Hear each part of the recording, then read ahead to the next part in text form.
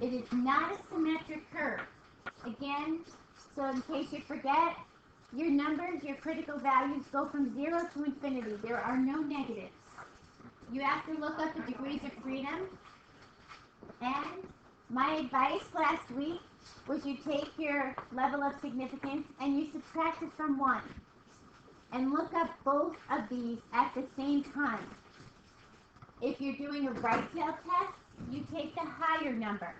If you're doing a left tail test, you take the lower number. This way you don't have to worry about this is area to the right. When I look up the 0.05, it is this little section right here because it's area to the right. What throws you off is the left-hand section. This is the 1 minus. So instead of having to worry about that each time, do them both. If it's a left tail test, take the smaller of the two. If it's a right tail test, take the larger of the two. The only other one you have to worry about is the 2 tails. You have to split it in half. You've got 2 tails to share. So these are your critical values. These are most important because when you test against these. We have no p-val in this. We only test against a reject region. And your reject region is your shaded region. Reject HO, failed to reject HO.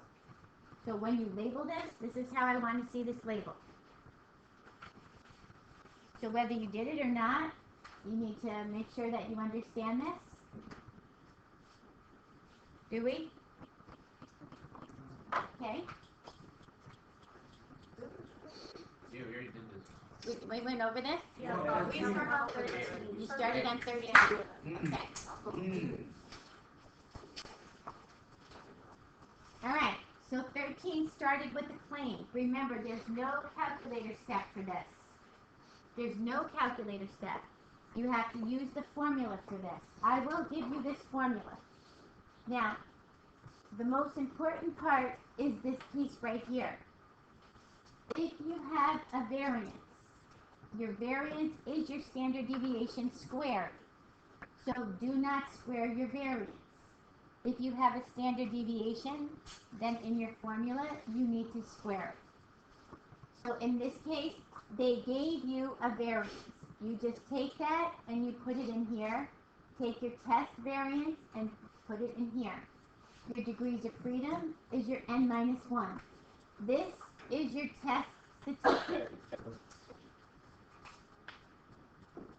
This is what we calculate based on your sample information and your population standard deviation or variance, whichever one they give you. Your critical values, these guys, are what we were finding before. You take your degrees of freedom, n minus 1. Take, in this case, it's a 2-tailed test. It's not equal to your HA. It is not equal to. So it's a 2-tailed test. Label these reject HO. And fail to reject HO. Okay. Look it in your table. Don't forget to cut it in half first. Subtract it from 1. Look up these points, and those are your critical values. There's no negatives. Everything goes from 0 to infinity.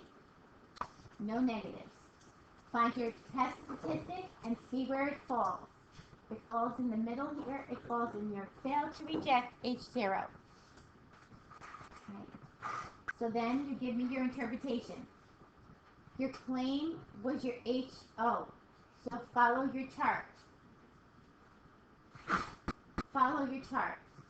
If you fail to reject your H0, that means you have to go along with it. So we say there is not enough evidence at the level of significance of 0.05 to reject the claim, and in this case we only know that your variance was equal to 0.52.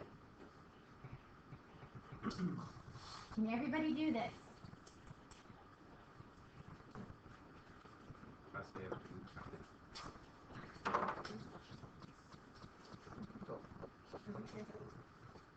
Okay, number 16. Your claim is which one, your HO or your HA? HA. Your claim was your HA. So your HO is that your standard deviation is greater than or equal to 40. Remember, this is a population they're talking about. So you come in with your test information, and your sample standard deviation is 40.8 and is 12. You look up your degrees of freedom, you find your .01, do your .01 and your .99.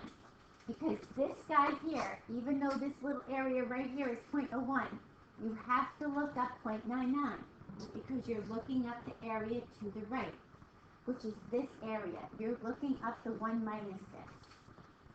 Okay, so look up both of them to be on the safe side. Okay, and you notice your table. Your .99s and all are the small ones. Your higher numbers, your .05s and all, are the larger numbers. Because it's area to the right. Plug it into your formula. This time you have to square it. Do you notice the difference? Now you're squaring it? Right, because it's your standard deviation. So standard deviation we square because that is your variance when you square it. See where it fits in.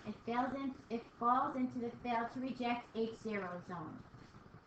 Because your claim was your HA and you failed to reject the HO, that means you can't go along with your claim. There's not enough evidence at the level of significance of .01 to support the claim that your standard deviation is less than 40. I'll give you, yeah, all you need is this formula.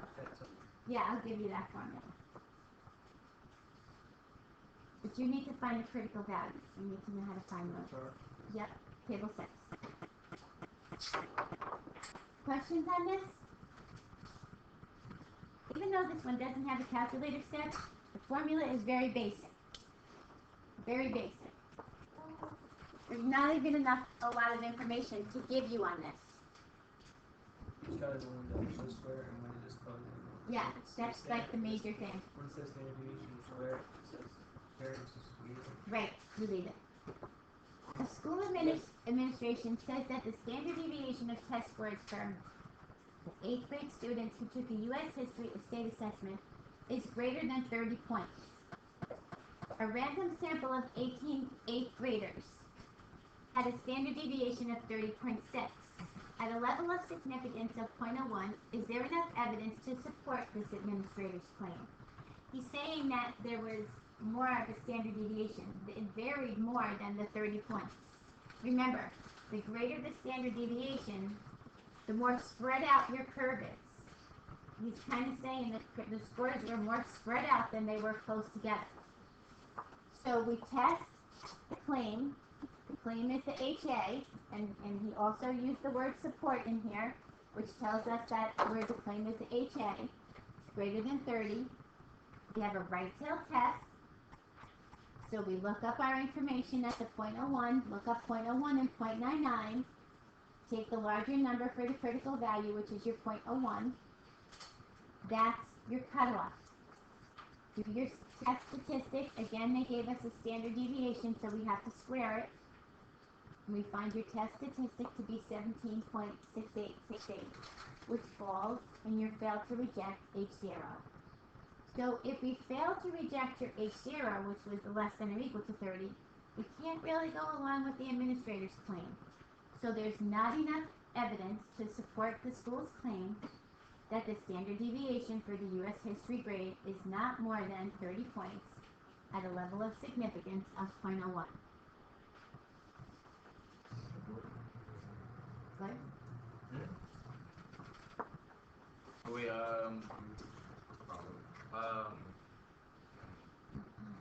for 20? I got, that little thing. Put it at the bottom. I put it at the top. I don't know what you mean. In the equation, Yeah. the top one is from your sample. The bottom one is from your population. Wow. So the sample one comes from here. Here's your sample information. He had a random sample of 18 with a standard deviation. This is all in one sentence. So this gives us this information. Samples on top, populations on the bottom. So what? 30 is the Population. anything about the claim is an inference about the population. We test it with a sample. It probably didn't come too far off of this one if you switched them because the numbers were pretty close. Yeah, I got 16. Yeah. You got 60 for your 16. 16. Okay. The numbers were pretty close, so it probably didn't come too far off. Questions? Is it coming back to you? Okay. All right, number 22. A travel agency estimates that the standard deviation of room rates of 3-star hotels in Chicago is at least $35. A random sample of 21 hotels has a standard deviation of $22. They're saying it's not as varied as the travel agency said. At a level of significance of 0.01, do you have enough evidence to reject the agency's claim? Reject means the claim is the H0, the null. And it's at least greater than or equal to. So this makes it a left-tail test because it's an HA. Again, when you look up the 0.01, look up 0.01 and 0.99, you're going to need the 0.99 for this. So it's the smaller number, so there's your critical value. And test it to state. So we're in the reject area. There's enough evidence to reject the travel agent's claim that the standard deviation of the hotel room is at least $35.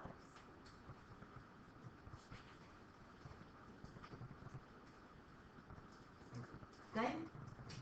Pretty much the same thing over and over. Okay, and the last one. This one you had to put in your calculator into your L1. And when you pull up your L1, you didn't need to worry about your mean. You had to worry about your sample standard deviation. And your sample standard deviation is the symbol SX. Use it in the same decimals as the population, which is your claim. So use it in the same as your claim, which has no decimals, so don't round it to your whole number there. Alright, so here was your sample standard deviation that we found.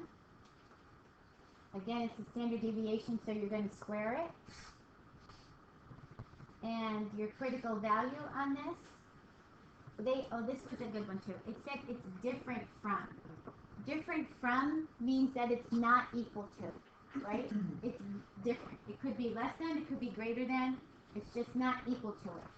So that's where your claim comes in of the not equal. So we took the population standard deviation to be not equal to 5,500. And we rejected the H0, so there's enough evidence at the level of significance of 0.05 to support the claim. To support the claim that the standard deviation is different from 5,500. Yes? So the O is going to be in the sentence with the claim? Yes, because somebody makes a claim about the population. They make a global statement. They say that I'm a NFL statistician, and I say the average yards lost for every quarterback, standard deviation for their yards lost is 10. You say, that's not right. I believe it's a lot more than that, because sometimes they get sacked more or less or whatever. So you say it's less, you don't believe that they get sacked that, they lose that many yards or whatever. They make a claim about all the quarterbacks. So you now, or when you sample randomly, fairly, you sample, say, maybe 20 quarterbacks, and you check how many yards they lost each time it got sacked. And you check your standard deviation against theirs. So they make a claim about a population, you test it with your sample. That's why you argue it. That's your basis for saying, I disagree with this. You made this big statement and I disagree with that. So depending on how they word it, remember, sometimes we're rejecting it, sometimes we're supporting it, Sometimes we're failing to reject it, so you have to watch the way you word these things. Now, in this case here, is there enough information to support the claim? If you want to support the claim, you probably agree with it. If you're supporting it. Wouldn't you say, Aaron? So you probably want to set it up so that you can support a claim. If you disagree with something, you probably want to reject it. Which is why we do a reject and a support. Okay? And it's all in the wording. Are we good with this? Now we are. Yeah. Okay. Chris. So we're gonna